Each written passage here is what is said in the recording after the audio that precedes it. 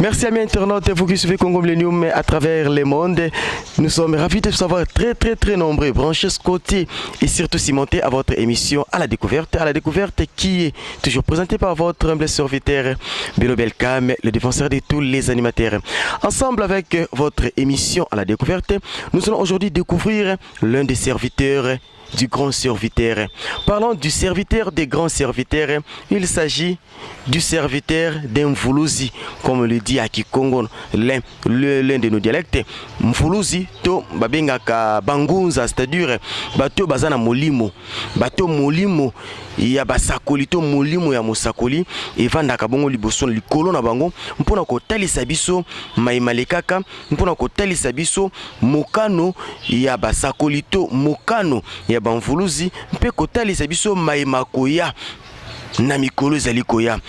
Ensemble na ndeko na ngai ya ngunza nde tokobeta masolo mingi tokolobela mission na ye to likabo wana ya kingunza eutaki wapi, ibandaki ndenge nini, azalaki nani mpo lelo akoma ngunza. Mingi toko mona kaka kalali alamuki Kinshasa ngo pe mwa pasi mwa misala pasi mutaluki misala luki na Kinshasa zuite bomoni kaka beti mwa bitoko na yempuf ngana zu molimo nzokande mingi ngana yebi bae o babengaka na mosala bakutaka bango na mosala azalaki na mosala moko boye bayebisi etika mosalo ya yo tika mayema ko sala maka na ngambo na yo yakande ngambo na nga osala mosala ensemble na kotika bino bo découvrir et bongo invité na biso ya journée oazali bongo ngunza na tiki bino boye baye mbote ndeko mbote papa na ngai journaliste papa na ngai ozali moko ya ba ngunza oyo basimbi bongo bokoko na biso mpe baza ko incarner molimo ya mfumu kimbangu molimo to milimo ya bakoko na biso oyo basalelaka nzambe oyo batambusaka biso mpe oyo nkolo nzambe apesaka bango masakoli to atalisaka bango mai masengeli epona biso bayindo et plus précisément bana ya Congo oyo toza kolobela lelo kasi yambo to tokotela mozindo ya likabo na yo ya misala nto ya masakoli ute pa ya mfumu kimbangu bandeko bazolanda biso bakosepela nano bayeba yo oza nani. Nazali papa Mambote babenganga komba Denisha mais na molimo nazali mfumu Mambote. Alors nazali moko oyo na kambamaka na papa bateka na quartier 4 na Njili nde wana nde misalo oyo bomoni lelo ebandaka kuna. Message kweyaka depuis année 78. Ah, yo! Oza mosali nzamba munene.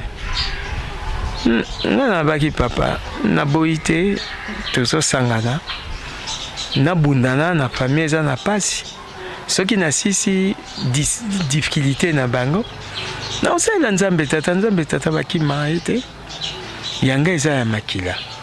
Yango lelo bati mingi bakomona papa Mambote mfumu Mambote bamwana ti masolo e bandika lobi ate na uti na musika même na Paris bato baza conscient na ndotia bato maboko mutamoni changement na vie na ye na santé na ye. C'est ça qui a fait que mission l'air telemelinga ezongisa nga na Kisasa.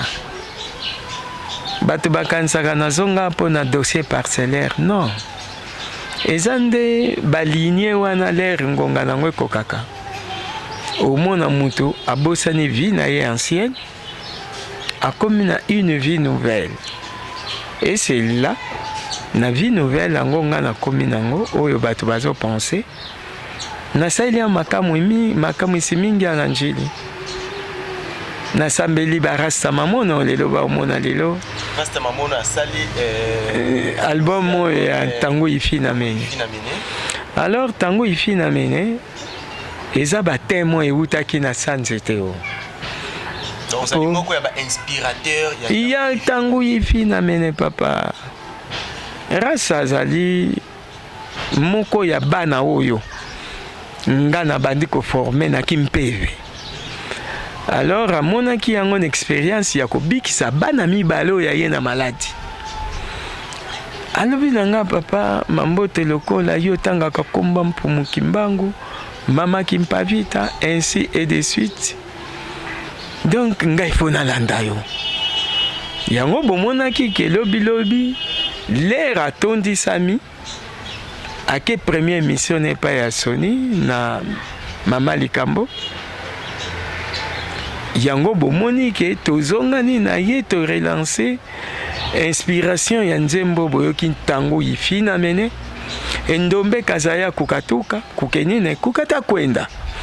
Donc aza moko tozane munoko moko, et puis c'est ça qui fait que tozala na boyokani moko bomoko moko na mateya ezokota ye na fond. Est-ce que ezalaki penza pete parce que na Kinshasa mutu nyonso bilenge lokola pe bakolo bakolotaka na kende Europe ngana zala na Paris bakokotaka mabondeli me yo olongwe ondimi kotika Paris po ya kolanda kaka mission o Mfumu Kimbangu apesaki. Est-ce que ezalaki pete makasi pena pona ko mitika na musalo? Papa soki nalobi na maloba boye eloko mo ekozala peteza te. Ezalaki bonzambe nde mutetienga na ku somba lopango songolo lopango ne ko bendelo mindondo yango nde kokango nzela mwa zonga lisusu. Eza mission normalement na temps wana naki na poto ata ekokaki na sundola nyonso na Kisasa nazonga poto nakokaki kozonga, mais ezaki ngonga moko ngai moko moyena misala na propre volonté nangeza te nde na volonté ya tata Nzambe ampungu tulendo ndio uvanga zulu yentoto yani utututani nange kala pipi kala mwini apesi ngai voie chemin à suivre derrière papa Mpumu Kimbangu, derrière maman Kimpavita, derrière papa Sima Ontoko, derrière papa André Matua et consort. Yango bomoni place bokeseni nanga na baninga eza ko utela ngai mutu na maladi na tie loboko na senga likuta te poneti Nzambe tata promesse nga na pesaki soki na saisi baleki na mimi baona poto nga na kosaila yo et puis kokende na ke na baona poto akokiseli nga baposo tozanga na mokili osombi mapango ou ranger ba situation. Donc Léo na kotika libéa na Kisasa le ko déranger nga ezate.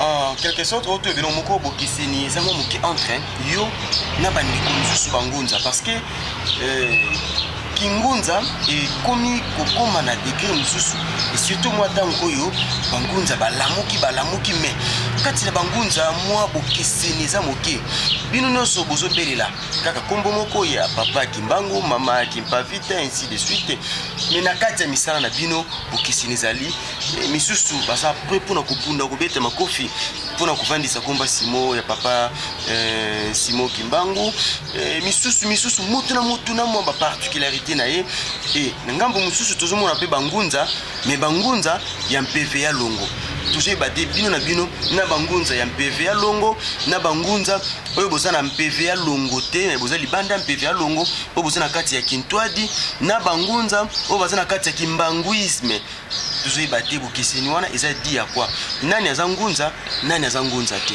Merci papa nanga bokeseni wana yozo linga otia na kati ekomona na misala nzeto moni kombo nango a avocatier abota avocat. Donc ce qui tozongi na Bible oyo yelaki biso awa balobi ke on reconnaît tout arbre à l'air fouillé.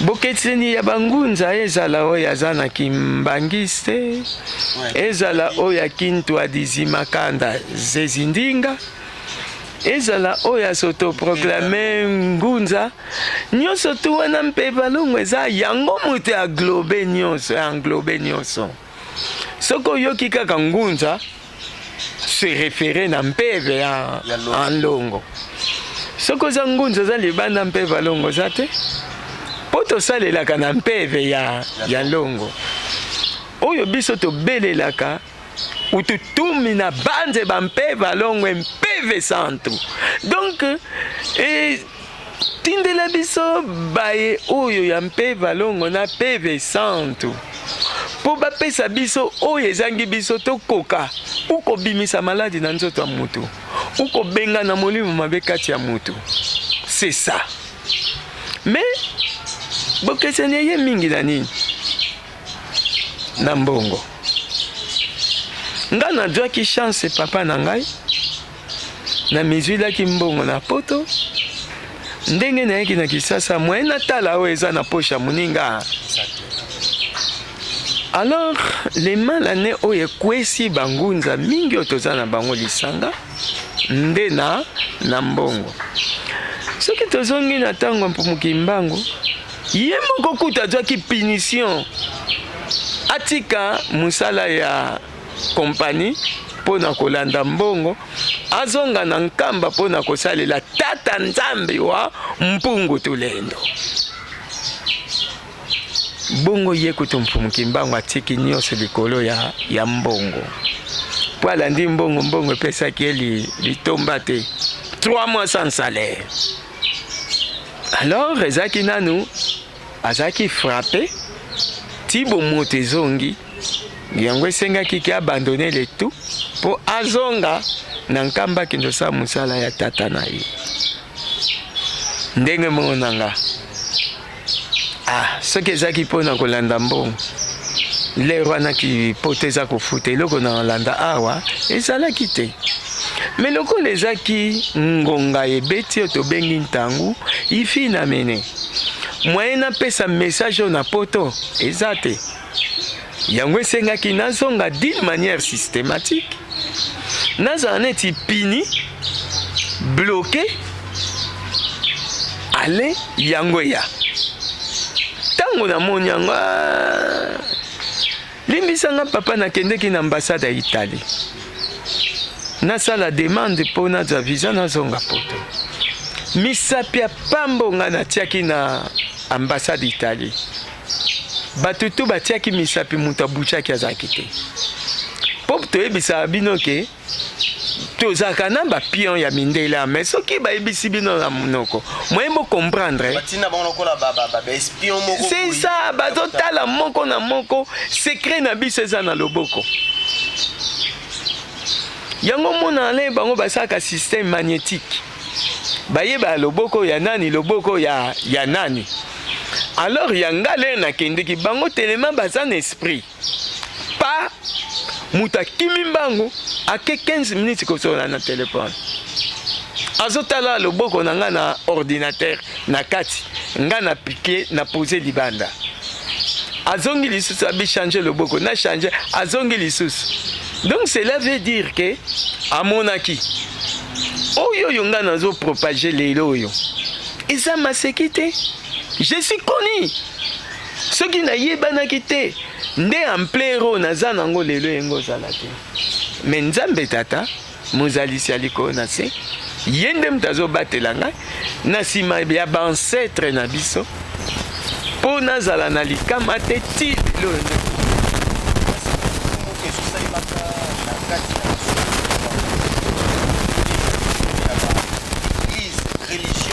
religion des Noirs, parce que la vraie religion Kimbangu comme étant les prophètes des Noirs et non des Congolais, mais de tous les Noirs. Mais, Batumsus Barlobi n'a dit souhaité Fumu Kimbangu, Azalaka protestant, Asalelaka Nzambe, Nakati ya Lisanga ya bandeko protestant. Barlobi Fumu Kimbangu, abelelaka Yesu Masiya lokola mokonzi pe mobikisi na ye kasi kotala na kati ya mozindo lelo bandeko mingi ya bangunza baye na molimo ya mfumu Kimbangu me balobi Yesu aza na esika te na kati na yebi te omonaka yango ndenge nini ndenge molimo atalisa yo. Merci papa journaliste. Eza question moko très pertinente mais bien préparé des conséquences. Omoni mutu abotamaka mais na tango wana o catholique o protestant medi sali azalaka te mutu abotama na ye ndenge abotamelaka mais kati ya mutu makambo ezala na kati ya mutu du moment yango esexprimaka papa mpumuki mbango amonaki yango ezalaki kilo mingi kati na ye alors alobi ke non il faut nakende nakota na lingomba moko nakende koexplike maye oyo nga nazomona ezala butu mpe moi ntina oyo akendeki epai ya baprotestant me lelo namoni yango ekomi neti tabu moko boye bato bakotelemela yango mpo baremetre mpumuki mbango na protestant absolument pas akendeki mise à l'épreuve ya maye oyo azomona kilo c'est là c'est ça alors bato bazwaka ye azaki ne protestant non on lui avait imposé baptême na protestant po aye na masolo kitoko aye na mpv wana ye akanisaki eza mpona obikisa biso bato bayindo nzoka mpv wana ezaki na point ya koderange mission oyo bango bamissionnaire bayaki nango alors na pene na ye na entourage na ye ya badiacre po akomaki diacre yango moni à tout moment nabelelaka na télévision batata totika kopesa bana kindoki bakanisaka neti naza kointercaler avantage moko au sein ya peuple noir non c'est un désavantage pour moi naso pese kindoki akozala plus na mabe ke na malamu yango ku oyo pumuki mbango akutane nango na protestant anga lokola na mpeve nakota na église to bando sambela bato to niakisaka bato totia bato maboko oyo mpumuki mbango azotia maboko ako bazozwa délivrance mais bamilie oyo azalaki nango badiacre bazolanda bango na bandako na bango bakendo nyotika bango so maladi po epai yoke olandi oke obakisi maladi pourquoi yango omoni na se différenciaka na makambo église bamso bakomisa église shida na bango po bato maladi so bazoya na maputa mwaya ya poche pa polele eza te alors soki babongi tomona yango même na baeglise mpe balongonga nasambelaka soki moto abongi lobi mwa yo mona so na église eza te yango monaka balingaka maladi moko moke ezalaka po bato bakontinue toujours ekoma neti propriété privée na bango ya kobenda mosolo tina oyo bango bamonaki ke yeki mbango akomi kokende tiaka donc quand même pour mukimbango peve lobi na ye ya tata nzambe soko nyakisi mutu tiaka code les réseaux tia code les rio kokende poko tia mutu a maladi code wana intercalé yo to limbola malamu zelaki code moko chiffré to code moko ya moni non eza ya kimpeve papa yango à tout moment na lobaka o mutu fuaka fuanga kansi mpeve kia mutu kakifuanga ko donc mutu ata kufaka me molimo ya mutu ekufaka te surtout zaki mopo nami lelo totanga mama kimpavita tozotanga papa Andre Machwa tozotanga papa Sima Ontoko tozotanga Philippe Mbumba tozotanga Nyanga Nkufi tozotanga Bakala Nzondo ba oyo nyoso tozotanga bangwana bansetre na biso babundela biso na tango makama yango moni so toza na bomoko biso bangunza tofandisi kingunza totali ki chef te po bamso bazolinga za likolo baninga mabino et surtout ces derniers temps tout comme na posa mokonza mboka benganga mokonza mboka pesa mo likambu ya enveloppe balobi so panza bangunza likambu ba enveloppe bangunza babosani mpeve ya longo bakomi kolanda enveloppe ya bakonzi mboka papa merci beaucoup nalingaki nakoma na esika wana okoma na esika wana mpona yanelela yo différence oyo ya ngai na baninga toza bangunza ebele. Mais depuis tozwa mokonzi oyo tobengi lelo kombo na Papa Joseph Kabila Kabange. Nani si ngunza nini si apesi message prophétique na tata wana. Po bozo wela ba enveloppe. Mais ba message on a dû kobanda 2010. Ti lelo na posango sur la table na sengeli yango ata centimètre. Message en lobini. Ah d'accord. Tem de wane komi politique. Nga naza politicien te. Biso toza basali ya Nzambe tata. Le 30 juin 2010, na 50e anniversaire ya RD Congo. Devant le roi des Belges, devant le secrétaire général de l'ONU, Ban Ki-moon, le président a dit dans son discours, en parlant d'un géant qui est endormi, il vient de se réveiller. 2010, hein? Les lots comme 2000 combien? Nafandi na message wana pour mkimbango ayebisi ngabi papa. Eloko yo. Congo mobimba. Landanga bien, Congo mobimba. Mutako déchiffrer ngo. Azate vumbaza kuna. Mutako déchiffrer azate pale mulimo atalisana. Non. Yo bapesi yango nga. Mais mutako déchiffrer ngo azate safonga. Et puis nalobi yango na télévision, nalobi yango na internet. Ceux qui na Congo awa likabwana ezaki ya kopesa na 10, 20, 30 personnes ndesi batombola misapi. Même mutako déchiffrer ngo ti lelo azate. Alors c'est ça qui a fait que na 2011 na propagande ya président de la République na bengi manda yaka na message à tata on yoka mata yemba na nzembu na ye ngana koma mais okobanda na introduction ya les géants qui est endormi il vient de se réveiller il y a discours né il y a 2010 pour commis est-ce qu'il y a yebi kolimbola qui est ce géant là et comment il était dormi et il vient de se réveiller. Et comment il va marcher? Yemoko akoma, yemoko motangi. Mais résultat ya nolango. Ayebi yango te. Ah, ndenge kaka Joseph. Oyo ya Égypte. Israélien yaki na bowumbu na Égypte. Ndenge ayanolaki bilanga sambongombe mafuta na bilanga sambongombe mikuwa. Égypte mobima mutakoka ko yanolango azate. Papa makambu mingi bomona keleka kesa nini ezongaka. Lelo nazoba na télévision wake o ya zane yanonango. Atie temba ya to tiembesa ye. Papier na dit kinga papier na dit.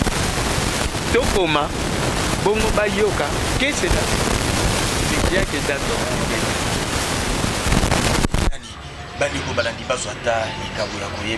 que découvrir ces géants qui viennent de se réveiller. Non papa, c'est pas le moment. C'est pas le moment dans le sens. Po tozo mona batu bazo welela. Batu bazo linga ba enveloppe ya na maboko na bango. Kasi bo ya no la pobozwa. Eh nakangi.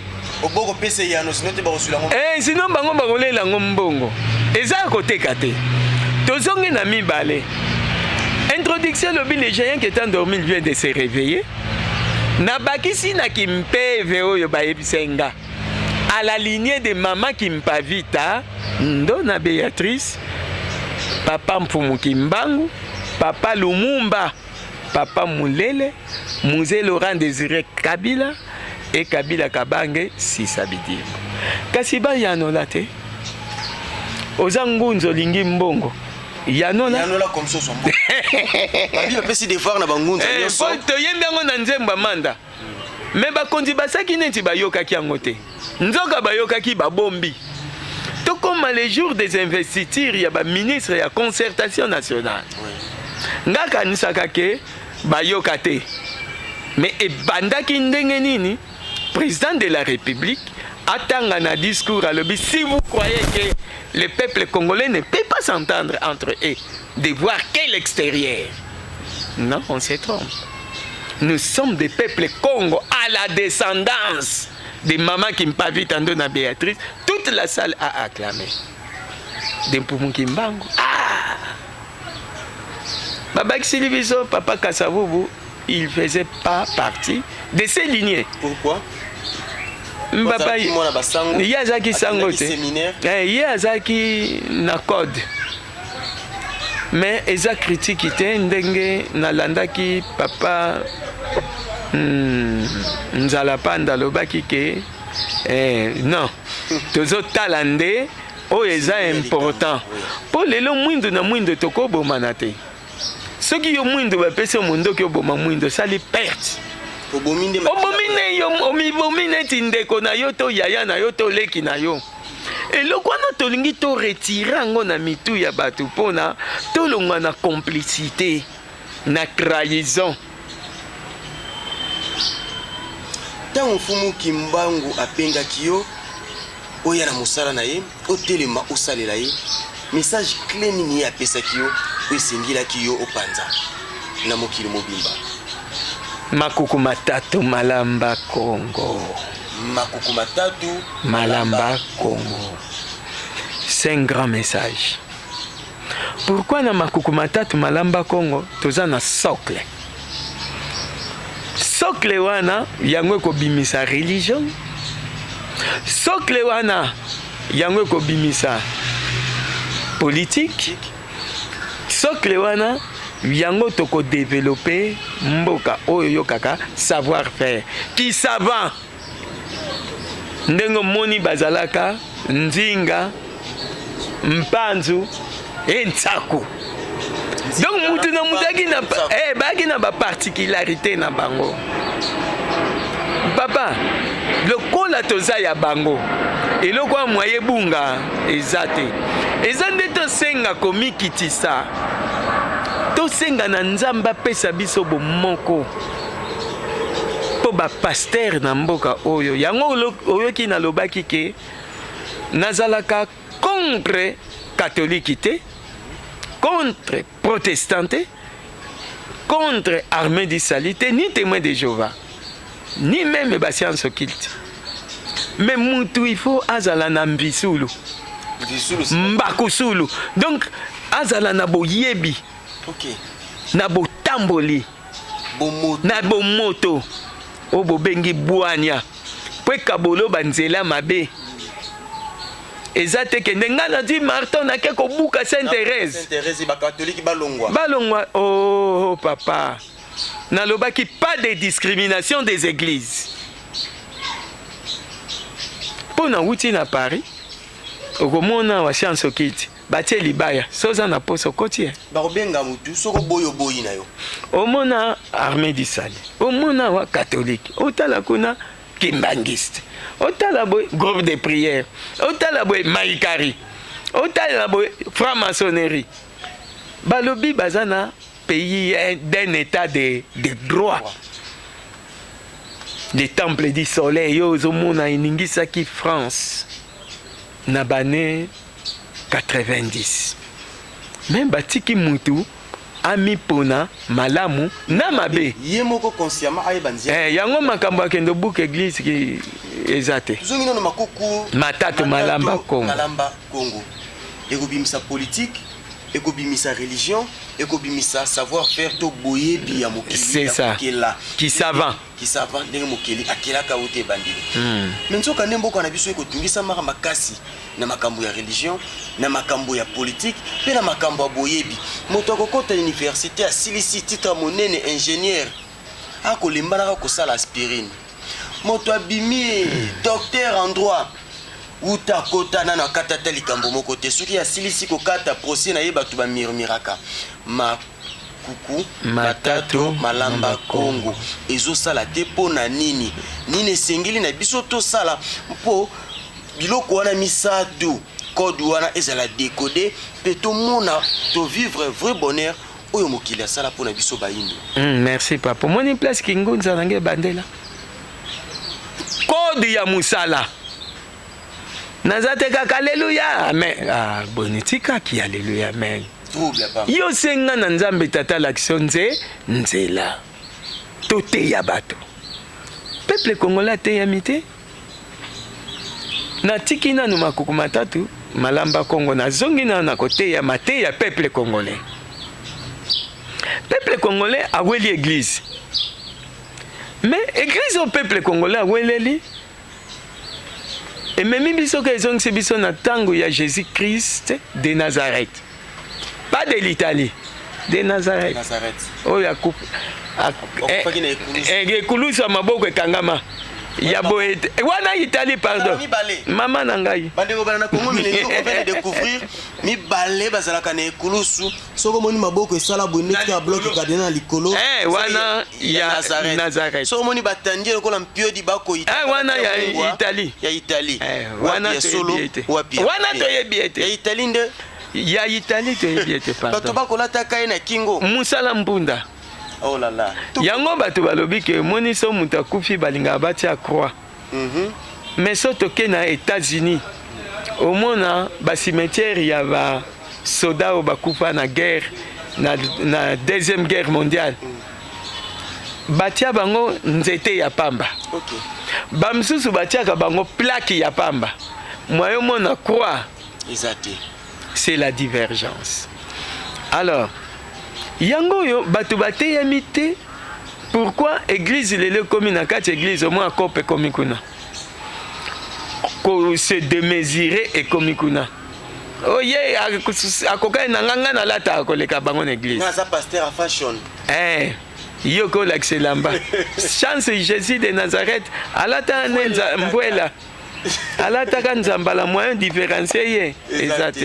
Merci na lokumu na bango na lolendo na bango bakei na église yango na to moni exhibitionnisme koti na kati ya mangomba yo zo kwesa muto kwesi mutu nini akopanza na motombongo hôpital pe mona na te yango po yo bimise malade fo obamba ye na mabele mona obambe na mabele ye wana ke malade silité demo pe abanga demo ye babamba kinga na mingo oh baza na kopa bango mibale yako eza na onga secret na bango po epai na biso to bande ko bimisa maladi na nzoto mutu to entouré to zo sala prière ya ko tia maboko na nzoto te Tozon lela na nzambe tato mwa mutato a délivrance c'était a Dieu délivrance. Fumu bambote. Oui. Tozongi lisusu mo mukesima na kati ya solo parce que to komi ko kende déjà malemi vers la fin émission na biso.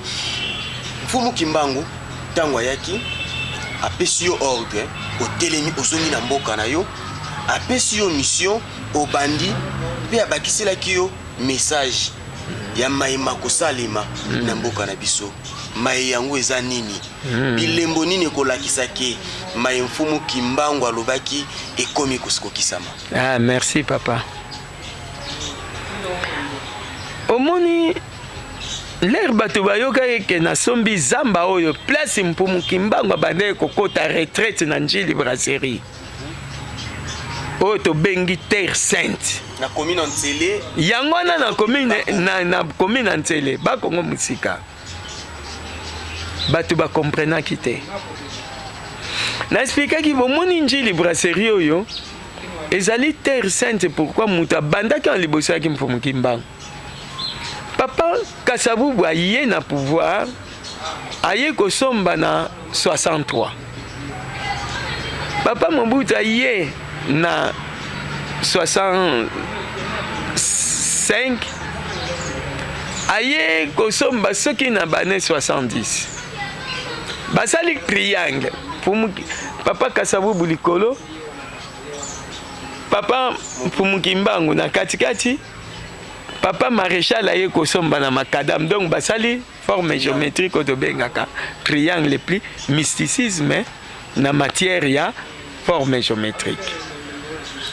Alors yango mpeve lobaki mabelo yo zongisa na leta no mabelo yo sombaki wana epai na kundaki mama 24 hectares 24 hectares yo sombaki mabelo yangai allez message ye ko ya simbango itindi message lobi kamata mabele wana zongisa na l'état mais l'état ça déjà na mabele babile sol le sous-sol appartient à l'état boni yoko bakisela le sous l'état mabele mpo apesa yo bokondi to ni l'état za na miso ki mpeve l'état za nango baza wana po biso to guider bango soki ya solo elobami na mikanda sol sous-sol appartient au l'état. D'accord. Mais pourquoi tozongaka dans le côté français babi, il y a des affaires d'État et de l'État. Donc cela veut dire que l'État, c'est l'administration qui gère la nation, État. Mais un administrateur ayaka ko collaborer ou na chef coutumier pour basala pan.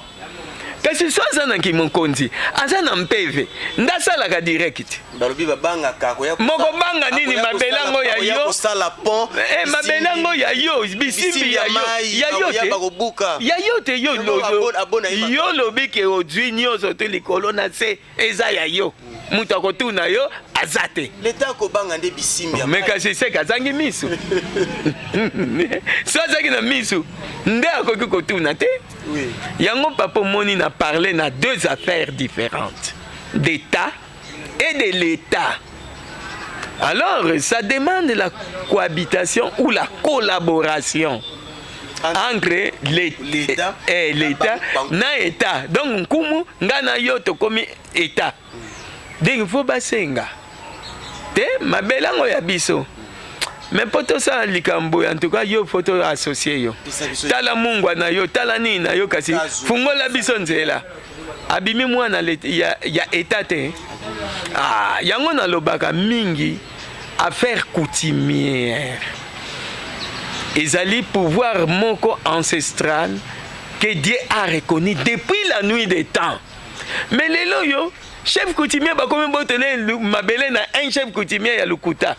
Pour que sa corruption na l'État. Non. Mais balobi chef coutumier bossa na kabokonzo mona ketanda pe loboko epa ya l'État kabila ngama mbongo na sala mwa bilanga. Boni ba boto. Non, chef coutumier eza contraire par contraire. Contraire mususu les batu bakomaka te. Atoza chef moyo lia banzete ezate okosenga posala mwa misala ya koluka moya ko vivre. Mais koto yo batu baza environnement eza ouvert. C'est ça qui fait que chef coutumier wana côté wana azomona mwa misolo, c'est ça. Tant on soit qui mabeli okindaki kokabana l'état pour na ba raison nini. D'accord. Pour l'état betelo maboko. Non. Molimo elobi. Ndenge na loba soki mutu akendeki epa nganga adi bozwi na maboko nganga soki asenge bana mibale okosani okopesa oke na science occulte kuna basengi osakrifie mwasi nokosani nga nakende na bonzambe bozwi oyo nyonso nazwi lelo ya kotinda baleki na poto ya kosomba mwa bisika na sombi yao eza mutu kia na nsima na biso na jango na sima posha mutu te papa ni ya gouvernement ni ya mutu ndenge na koloba bo nanu na mona ta 1 franc ou ya mutu ya gouvernement te apesa nga na kota na posha nanga posha yebi pata mutu te mais volonté na conduite na message esengi na pesa na maboko à l'État. Mais l'État a construire une salle de conférence qui va traiter les dossiers lourds de RDC, d'Afrique et du monde. Est-ce que le monde des Arabes? Pas seulement ici. Et Afrique Mobibeza? Non. Mais les codes de lobby, yango uzomwana nzoloba ke tozo mona na bokeseni ya ngunza na ngunza mabeli wana bakosala on dirait salle de conférence au monde tokendeke au monde tokendeke na Sun City. Oui. Au monde tokendeke à Addis Abeba. D'accord de Lusaka tout consort. C'est ça. Yango l'état zane na misu te. Na di misu mibale na pesiye. Ya bakisa o ya ye. Adjoa à Sala. Résultat après. Yango ce qui penanzala. Maintenant, qui va noter qu'à moins 24 hectares na bimisa ba mapangu, combien? Donc na bimi na nga yumati. L'état on a pianga ta centimètre. Oyo lokola na masola malamu, dis policier moi kengela ko na lupango. Zéro. Mais nous devons comprendre que batu bako spéculer na raison nini. Makukumatatu malamba Congo yo balobi na bino na lobi na télévision. To bandata na ministère de l'Intérieur papa Bochab yom toza chargé ya ministère de l'Intérieur. Collaborer avec celle de l'Angola et celle du Congo-Brazzaville pour créer libre-échange. Sans taxe, sans douane entre les trois États. Angola, Congo-Brazza et Congo. C'est ça. Puisque c'est une institution que les Belges ont volée ici. On a 3 royaumes de l'Europe, royaume de Luxembourg, des Pays-Bas et de Belgique. Sur traité de Maastricht. Dans un bâté, tout le bana français bakoyokate, tout le bana lingala bazoyokate. Kolanda muke. Bayibi yango talandengi lelo ba créer. Matatu malamba Congo. Ezongisi biso na Congo Angola. Congo Kinshasa, Congo Brazza. Makuku wana misatu. Yango ndemde ekobelisa nzungo yo bato. Congo. Etelema. Yango yo yoki le géant qui est endormi. Ye wana ndia akola. Akola mukela wana. Mazana code na ye moyen na bimisango awa. En tout cas, Balobi, les vieux Désiré Kagebeni, les mannequins de l'Irlande, ils ont fait à côte, même Yo Makambarola, t'avais dit mon vieux Luka Code, sans code du Penza Balobi, Moboulou, le pire vieux, il va bien l'entrepreneur valable. Il a l'argent, non pas pour s'enrichir seul, mais il a l'argent pour les donner à ceux qui en ont aussi besoin comme lui. Lui, on l'appelle le Velenx Longelo de Bundese. Papa Nanga, tokombi kokoma na suka ya émission na biso, message nini yo kopesa na mokili mobimba o bazolando en direct na Congo Millennium na ngonga oyo. Message na kopesa bango kako bayokaki na nzembo ya rasa mamo na ntangu ifi na mene. Mais ntangu ifi na mene ngo eza na ba critère na kati. Yango moni papa les réseaux parlaient na kingunza bangunzo bazo luka ba mona bango baza likola baninga te. Nga na tiaka biso no toza nzela moko oya leki muninga azate. Mais particularité ba kabole libiso. Bokese nango ezo mona na lokoso. Nana bomoko, nana bolingo. Oya zana bolingo, akoja mingi okoleka nga na bimisi lelo. Mais oya zangi bolingo azo tala beli bumo ya ye. Moya jo ya koleka ezate. Tika nzambe tata pambola RDC. Bay o bazana musika. Toze isabi bango ke RDC za bien. Mais loko ezo boma biso. Mote mamabe, jalousie, na lokoso. Oya linga bokonze koma ya ye. Ouais, lingi bokonze komaye. C'est quoi le comment ole bino bowela ngo biso to bani kokufa. Et c'est sengo pena batu bayo kake. Batu bazo kupa na mboko likolo ya pouvoir. Eza pasi. Yango nde totika lokoso. Tozonga na bomonko ce qui vraiment papa Carly to yembaki. Boko ya nzambe bandeko. Natangi e pandelite na suka e batengi bolingo. Donc ce qui kaga yango merci. Merci pour nous suivre à travers le monde. Vous êtes en Irlande, vous êtes en Belgique, en France, en Afrique et pourquoi pas Nakati à RDC. Bonjour la Congo Millennium, c'était votre humble serviteur Bello Belkam dans votre émission à la découverte. Je vous le rappelle encore, à la découverte, c'est l'unique et la seule émission qui va de porte à porte toquer, frapper pour faire découvrir ce que vous ne connaissez pas. Nous sommes dans un siècle de vitesse, un siècle où tout le monde cherche à revenir, à faire marche en arrière. Pourquoi la marche en arrière? Parce que certaines personnes ont perdu leurs origines. Vous allez en Amérique, vous trouverez des Américains qui se posent la question de savoir d'où suis-je venu. Vous allez en France, vous verrez des Français noirs. Quand ils font des exploits, on dit allez la France. Mais quand ils font de bêtises, c'est tout le monde qui dira d'où vient ce nègre. Et le nègre en retour se posera la question de savoir quelles sont mes origines. Oui, grâce à votre émission à la découverte, vous qui êtes en Amérique, vous qui habitez la France, vous qui êtes en Irlande, en Belgique et partout dans le monde, vous allez vous connaître, vous allez vous découvrir grâce à votre humble serviteur. Je vous l'ai toujours dit, je suis un Voulouzi. Partout il y a la connaissance, j'y entrerai. Avant tout, le système à code. Avec le simple code, nous allons accéder, nous allons faire découvrir ce que vous ignorez, ce que vous ne connaissez pas. Et cela sans crainte, sans peur. Parce que au-dessus de nous, à Congo est là. Au-dessus de nous, le Créateur est là. Au-dessous de nous, Milimo, iya banfumu, bakotambola kapona kosunga kabiso. Bote mingi na banes pa soutenir kabiso, vous qui aimez Congo Millennium, nous sommes là que vous nous donnez beaucoup plus d'attention, mais qu'est-ce qui prouve que vous nous aimez? Un petit exercice, réellement si vous nous aimez, entrez dans notre site, les www.congo Millennium. Vous trouvez quelque part là en bas de la vidéo, cliquez sur abonnement. Abonnez-vous à notre site et là vous aurez droit à toutes nos émissions sans payer un rond. Et cela est gratuitement. Merci à ceux qui nous soutiennent. Là, je vais directement les monuments allemands. Les monuments allemands, lui, on l'appelle Lengs Longelo de Bundes. Grand coucou, grande salutation et surtout meilleur vœu à toi et à toute ta famille. Meilleur vœu, oui, à celui qu'on appelle les mannequins de l'Irlande.